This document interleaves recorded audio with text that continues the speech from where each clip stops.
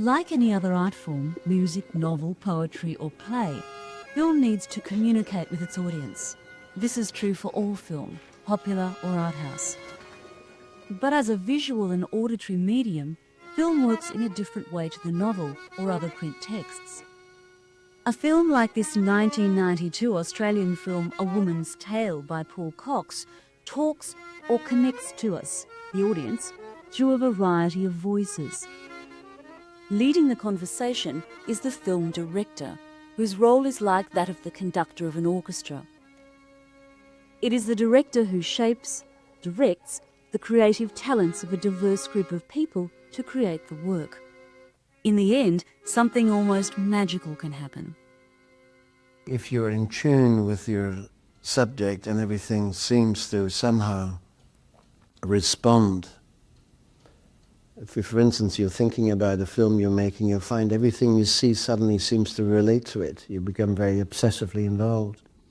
But after that period is gone, it directs you. It has nothing to do, you are only a servant, you're only a chain, a link in the chain.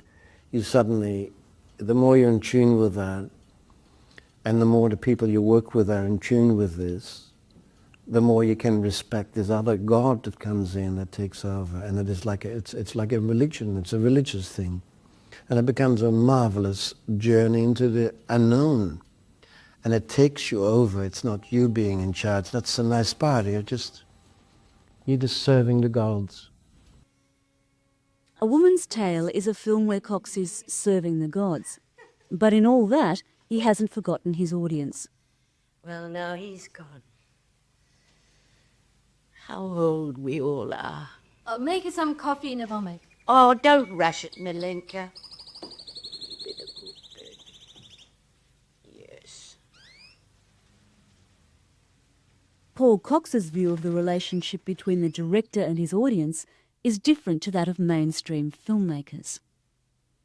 It's like in film to force people to actually to think, to become themselves involved, I never think about people as bums on seats, but as fellow dreamers, to actually seduce the audience into being very quiet is very, very difficult. And I always think that film probably is the most powerful gifts to our century, who can somehow penetrate into all these fields without, if it's used properly, it's also the most misused and abused medium because it's not used that way at all. I think if there's anything at all in which we could share our dreams and our delusions and delusions, that would be film.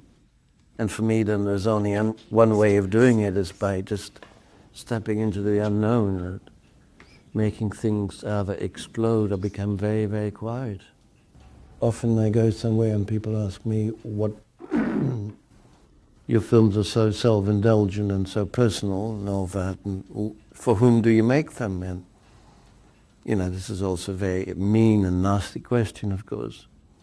But then I don't care how many people there are, but I point at every single individual in the whole, for you and for you and for you and for you and for you, etc. For each one of you, but not for the lot of you. His aim is not to take money out of people's pockets, but to have them join him on a journey, to become fellow dreamers. This makes it hard to categorise his films. Because of his views on filmmaking, Paul Cox's films are not easily classified, grouped as type, or what filmmakers call genre. No one else will. Chick.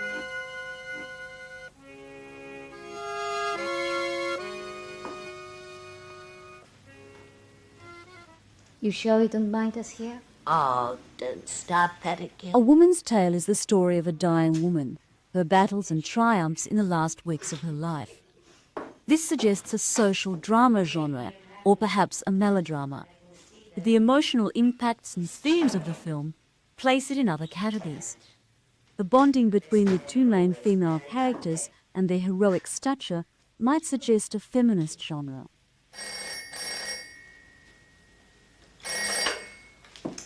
Hello. Oh, Miss Hingley. No. Not on your life. A geriatric bus tour is not my idea of a happy day out. On the other hand, this film blurs the line between fiction and fact, because the central character, the old and terminally ill Martha, is played by actor Sheila Florence, who was terminally ill when she made the film and died only months after its completion. Some of Martha's story is based on Sheila Florence's biography, and in many ways, the film is a tribute to her courage and joy of life. Stop every 5 minutes. Whatever the genre that applies to A Woman's Tale, its style and method of connecting to the audience is unusual. Paul Cox's films have often caused hot debate among film critics who seem to either love or hate his work. At issue is the way Cox uses film techniques to engage his audience. Like a novelist who uses words, sentences, punctuation, and paragraphs to create meaning in a piece of writing, a filmmaker can make use of colour, lighting, sound, editing, particular images, and symbols. Let's look at each of these in the case of this particular film. In A Woman's Tale, the central character, Martha, played by the late Sheila Florence, is introduced against a blue background. Oh, these are very private sort of metaphysics, but we painted the wall behind her blue. And I think blue has always been one of my favorite colors. And then when we, as single little souls, appear against the blue sky, that's about as close as we can get to the heavens. But we're always singular. You know, she's close to the end of her life. She's well, lost in all the chaos and nonsense of our time. But there's great the blue within her, you know. She's got some peace of mind and some direction, and she's not afraid. And I think in terms of photography or color, I always like to stay to the color blue, because I think it is a very courageous color. It's the color that is the white, it is beyond all other things. It gives you an openness and a sense of freedom. And in this Martha character, I wanted her to be blue. But we have a totally different understanding of when we're blue, we feel down and, you know, all that. I don't see it like that. I think blue is the color of life. Throughout the film, each of the main characters is associated with specific colours or tones. The colour or tone seems to reflect their nature. Martha's son wears grey and washed-out colours, which reinforces his dull, lifeless and conservative character. This contrasts him with the liveliness of the much older Martha, and so Cox uses colour as one element to help shape the audience response to characters. I can look after myself, Jonathan. Mum, we're all worried about you. You have to prepare for it. For what? You know what I'm talking about. I've been prepared for 78 years, darling. Hello? What do you want to take with you? There isn't much one can take. What's happening to her? What do you mean? Well, isn't she going into it? How old we all... Colour is also used deliberately in the sets behind the action to represent information and suggest feelings. The sepia brown tones of Martha's flat capture her age, her warmth, and a sense of the past. They might also suggest decay. In contrast, notice the sterile white of the hospital set.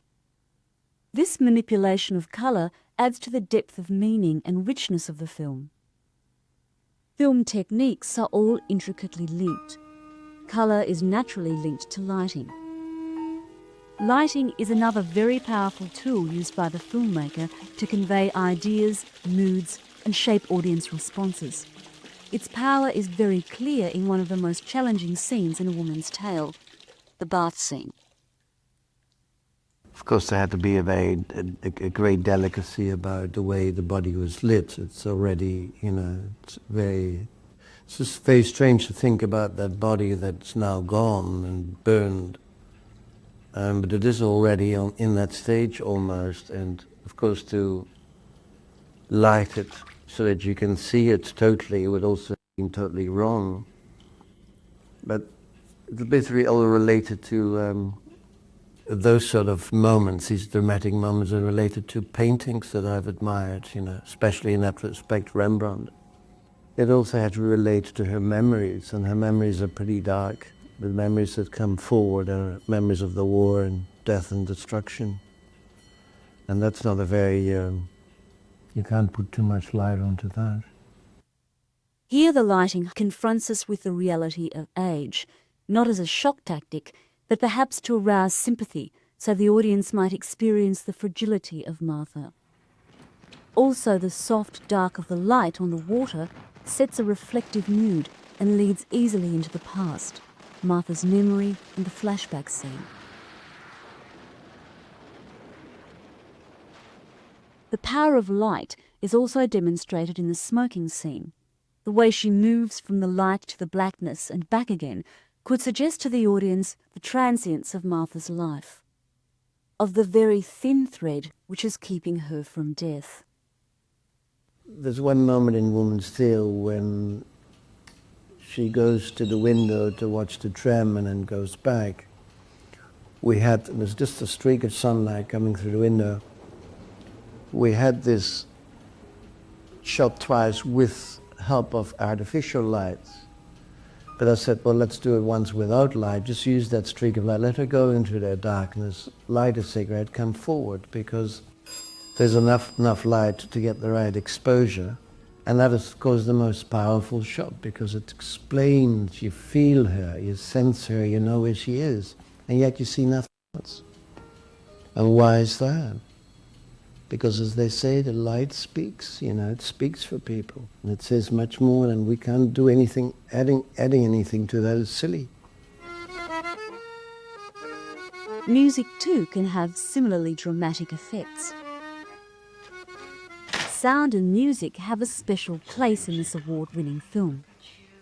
Music adds to the audience's understanding of each character. The same work. Billy is put in the nostalgic past.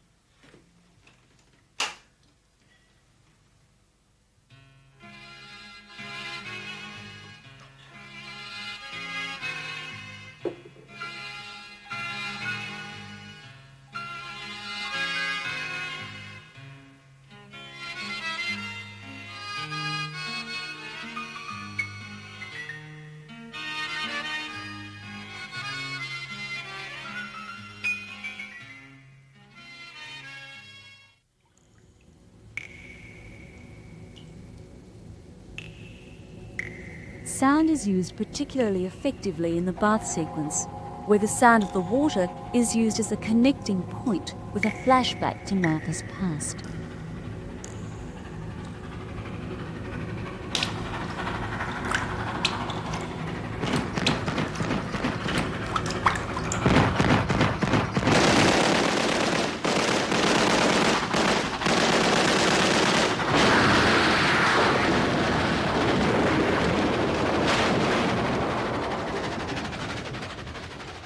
Editing or cutting is another aspect of the filmmaker's art that is used to create and enhance meaning in film.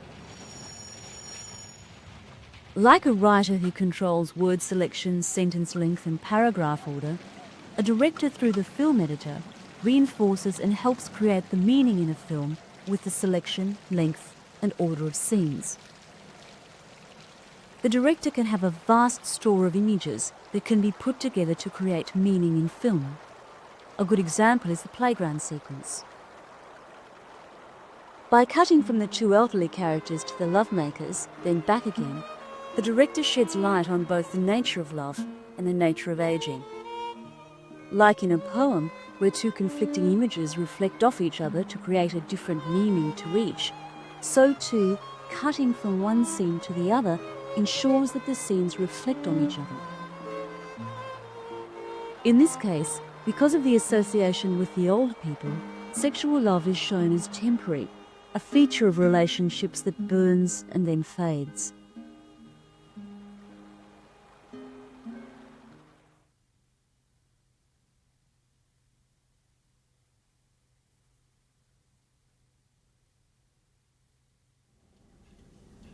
we have a great way of expressing what we think. That's our language. And the smarter we are in expressing what we think, the more accepted we are in a way. But we've never given a proper language to express what we feel. And it is very difficult to actually express your heart to anybody, even people that are closest to you. Somehow, memories play a very important part, or your past to what you are now. To give that some form and shape is almost, it's too abstract to actually put into words, because we don't have a language to express what we feel. With some of these images, you just try to somehow touch some collective subconscious or something. A symbol in a film can work like a metaphor works in a novel or poem. Modern advertising and film convey many of their messages through symbols and metaphoric imagery. In A Woman's Tale, Cox uses a rich variety of such devices.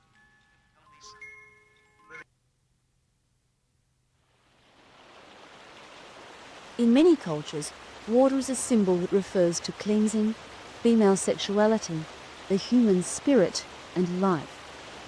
These associations are made within the form. It comes from a little African poem, where a very primitive writer says, I cannot tell you about my love because it flows like water. And so what does it mean? It's so simple, but I find it a very beautiful, marvelous way of expressing. Then that's another thing that keeps sort of coming back. And I think, well, why not make it water? Of course.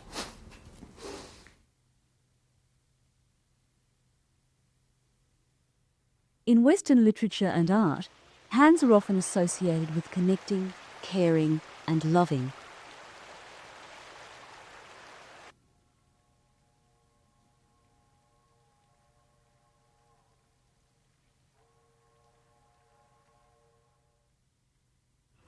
It also comes from the poem, like always looking for a hand to touch a hand in passing. It's from an old English poem, yeah. And then this becomes a visual that I somehow have to celebrate.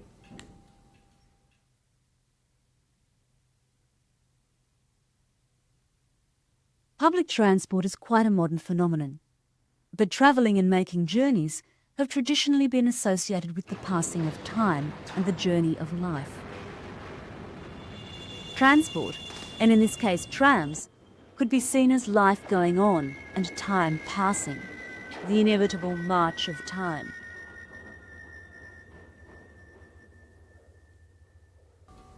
Well, life goes on, so to speak, and also these monsters, we don't realize what an enormous monster actually goes past all the time. It's an enormous monster. Which is just sort of, if you come from another time and you would see this enormous thing of iron and steel going past with that shrieking sound, it'd be pretty frightening, But I like the sounds of that, because it's more solid. It keeps going. It's like trains. Old trains are like very much sound of train.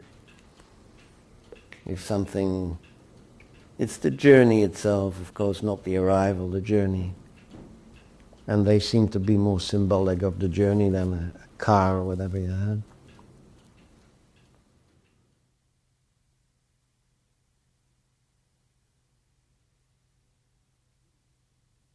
Two other symbols that appear in this film are the cat and the canary. They seem to capture aspects of Martha's character. The cat here, as in the case of many works of art, is associated with the rebellious, independent, and almost wild aspects of her character. Birds have long been associated with the spirit and freedom. In this film, Jesus, the caged canary, is reflective of Martha's spirit caged in her frail body. The director himself is a little more coy about Jesus the canary. He dismisses any symbolic significance, but a piece of art must stand alone.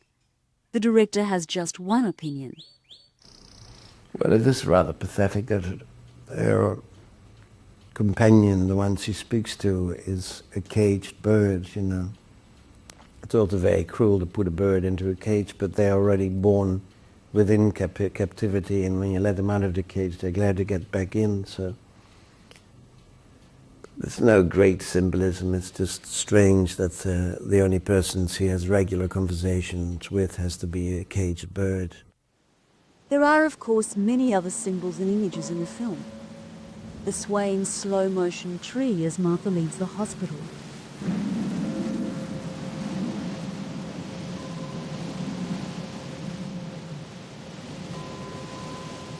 It's astonishing to see how beautiful people are in death. Mirrors are also featured a number of times in the film. Clothing or whatever, but for beauty in death, you have to fall back on. To understand the meaning, look at the qualities of each symbol, the traditional meanings, and then look at the way they are used in the film. But when it is all said and done, it doesn't matter how well film techniques like symbols, lighting, colour, sound and editing are used. The filmmaker must also have a vision. A Woman's Tale does. By the time the credits roll, A Woman's Tale has exposed the audience to a wide range of themes, ideas, and issues. The film reflects on ageing and the way our society cares for the aged. It celebrates life, individuality, courage, and independence. It condemns attempts to control and regulate. It looks at the nature of families and the meaning of death and dying. At the very end, it also raises the issue of euthanasia. Ultimately, the impact of a film depends on the connection it has made with you, the audience. And hopefully, as this detailed look at Paul Cox's film suggests, some of the mystery of how a film text conveys meaning can be revealed by starting to understand the particular language of film technique.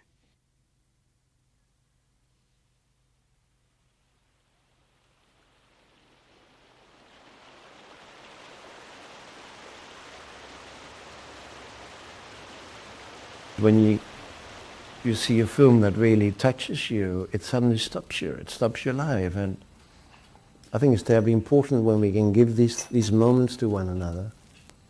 I think then it's worthwhile doing things. And basically I feel it's all terribly, incredibly, wonderfully beautiful.